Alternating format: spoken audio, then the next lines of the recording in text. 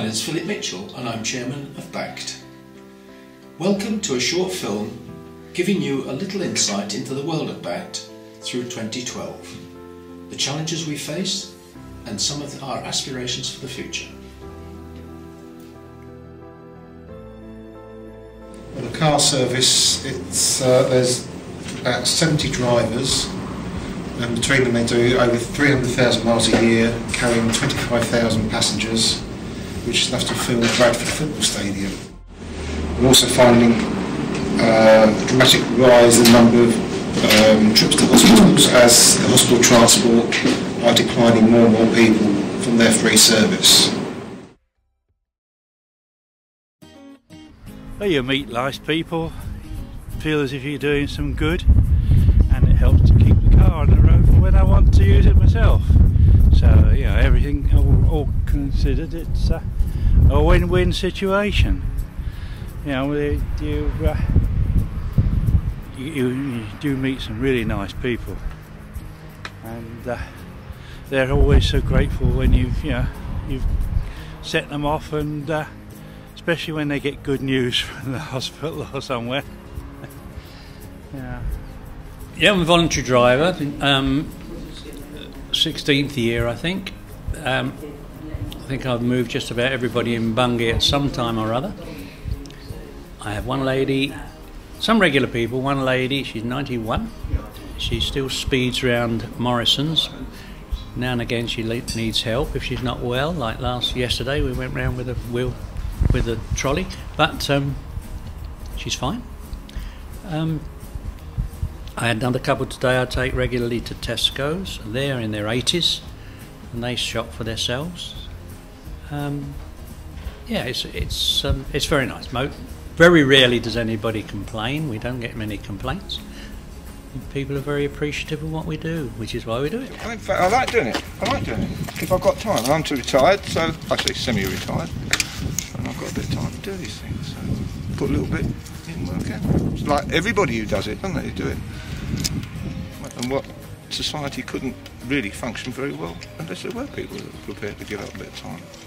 Guys like that wouldn't be able to come and get their physio and stuff.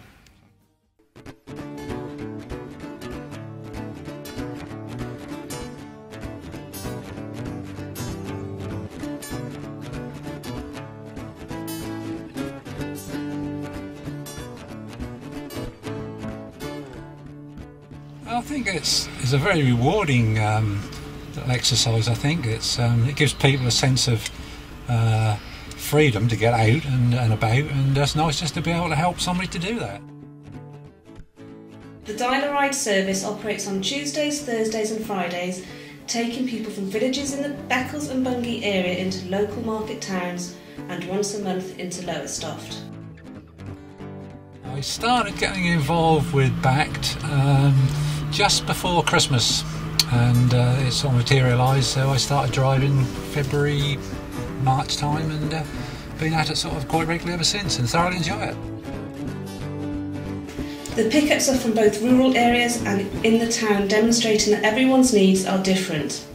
In 2012 we did 2,245 passenger trips covering over 4,000 miles. In addition to the normal days, we also operated special trips to Southwold, Alton Broad and to the local community cinemas. The service is vital for getting people out to do their shopping and keeping them independent in their own homes, but more importantly, for socialising with others and sharing a laugh or two.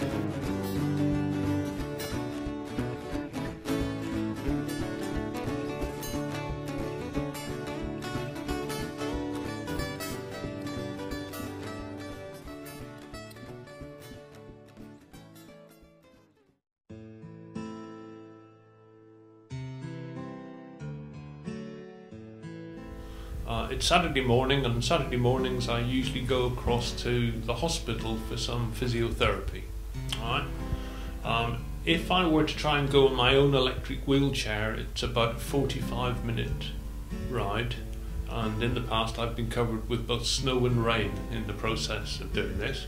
So I'm very grateful that community transport exists to help me get there and help me get back, otherwise I probably wouldn't be able to go for most of the year.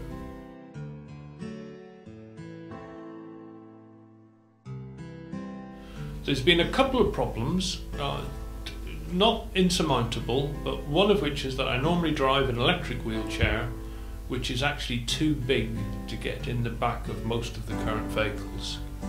And the second problem, I guess, has been that I'm now using my own push wheelchair, which is the one I'm sitting in at the moment, but even getting that and myself in the back of a vehicle that doesn't have a winch and has a ramp system as it is actually quite difficult, and I think you'll get a chance to see that in a minute.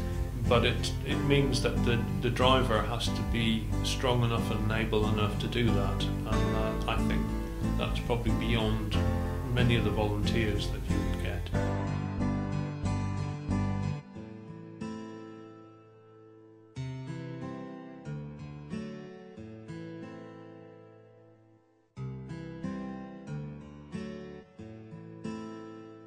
If we don't have a new improved system at some point in the future, I think I'm going to be able to have to miss out on some of my physiotherapy.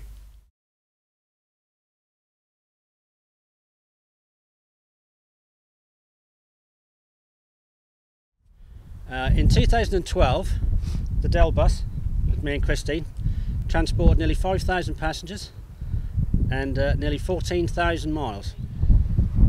The passengers we take into the Dell, it's a daycare centre. We take them in for a meal, they play games, they just have some company, someone to talk to, and it's a break for the family as well. Most of the passengers we carry do suffer from some form of dementia and do need the occasional arm to lean on and a bit of assistance. But unfortunately in 2014 in July the Dell will be closing, so me and Christine will be out at work, unfortunately.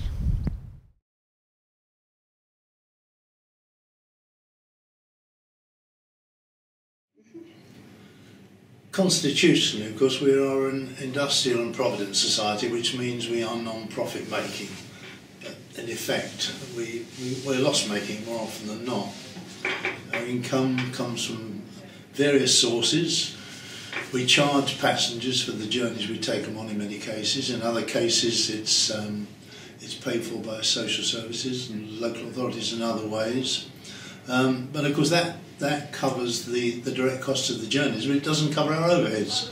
So in addition to those, we have salaries, we have vehicle costs, we have premises costs, we have lighting and heating and telephone.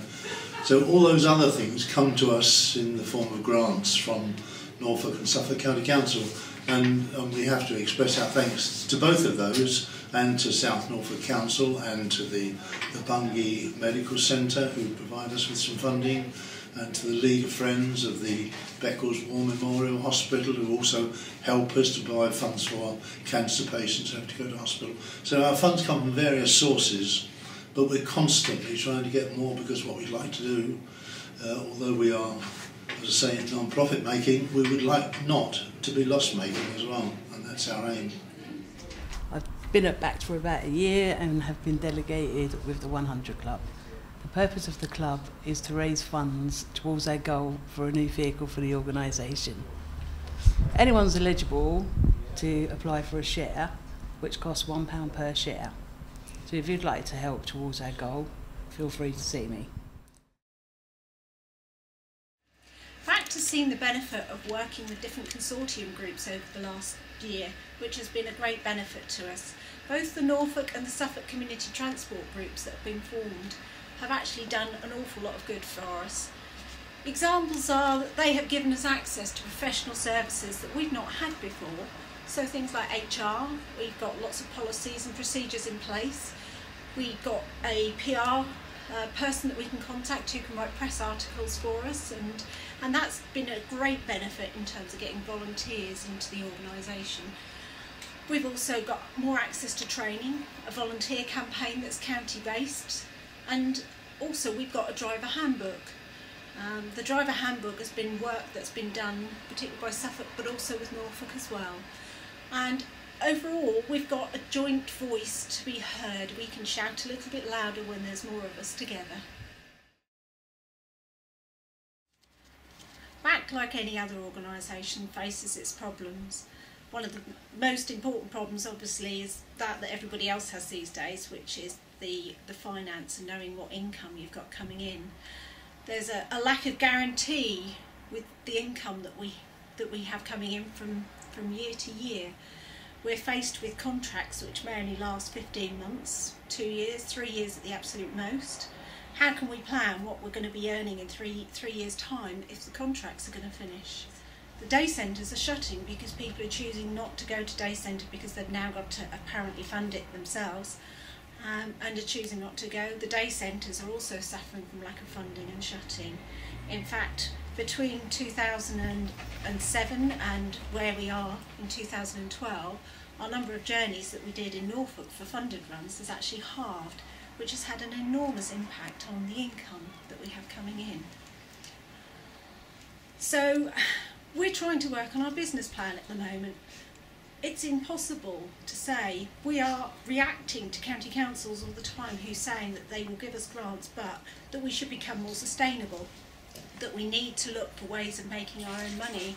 And we're doing this, we are trying to do this, but as I say, when contracts are not lasting very long, how can we guarantee what we're going to be getting? So writing a business plan is incredibly difficult at the moment.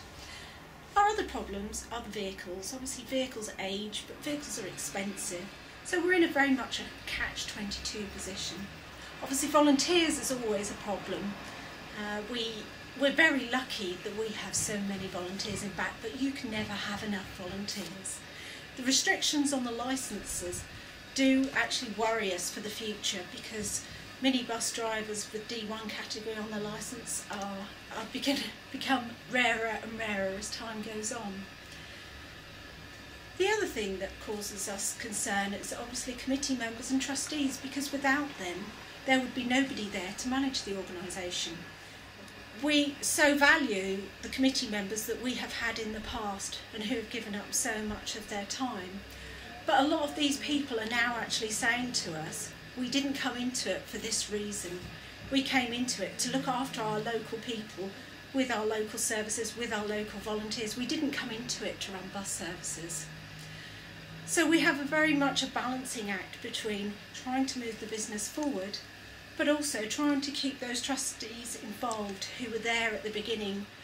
So it's very difficult to move the business forward, and we're always interested to hear ways of other people, how they got over these problems, because these are genuine problems, particularly for the smaller and medium-sized groups that exist both in Suffolk and in Norfolk and across the country.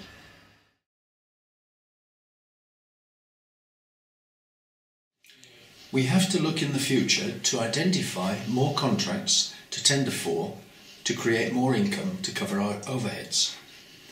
We are always looking at areas nearby to expand into, and the area of South Norfolk has been identified as an area in need of community transport, and one which we have shown an interest.